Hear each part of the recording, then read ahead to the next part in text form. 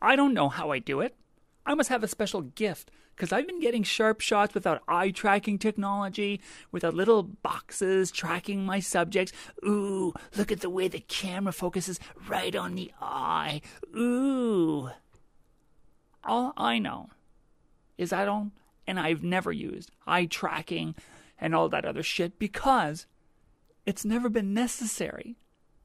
It makes it easier, but it's not necessary.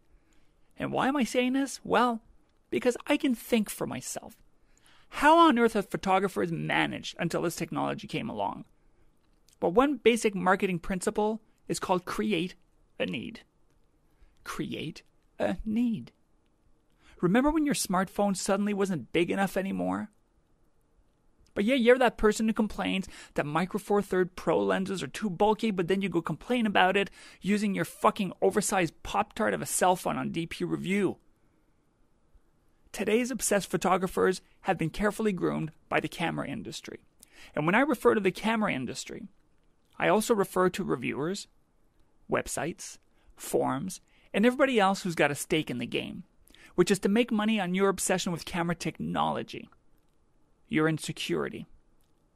That without the latest high tech, you won't be able to meet this artificial standard and can't possibly be a professional photographer.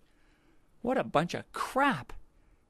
Don't get me wrong, I love technology, and I love how it can improve our lives, but I'm able to draw the line between what I need versus what I'm told I supposedly can't live without. And those of you who obsessively argue about the superiority of your cameras, well, you're that photographer. Like women in the beauty industry that's been groomed to feel that they need something when they actually don't.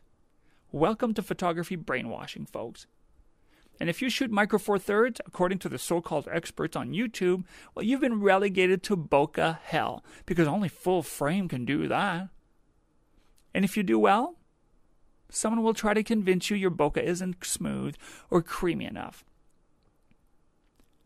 Seems the forecast for photographers is a constant negative shitstorm with reviewers chirping on what a camera can't do. But when you think about it, a slight attitude change might make people realize it's more about what a camera might not do as well, meaning it's still more than capable to get the work done. Now, I've had more cameras than I can think over the last 19 years.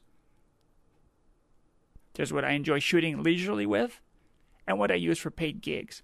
And while I've shot full frame, I'm shooting with Olympus. Yes, that's actually possible.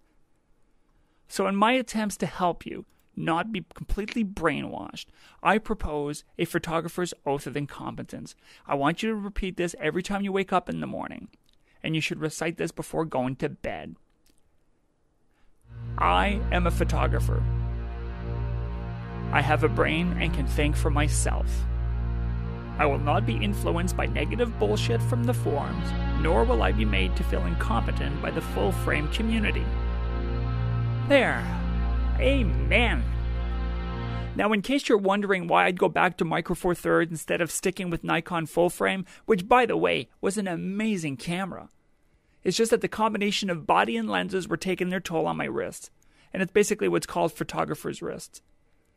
I realized I'd have to go back to Olympus to sustain the amount of photography I do. And yet, I felt I was going backwards when I made that decision. I felt like I was going to miss out.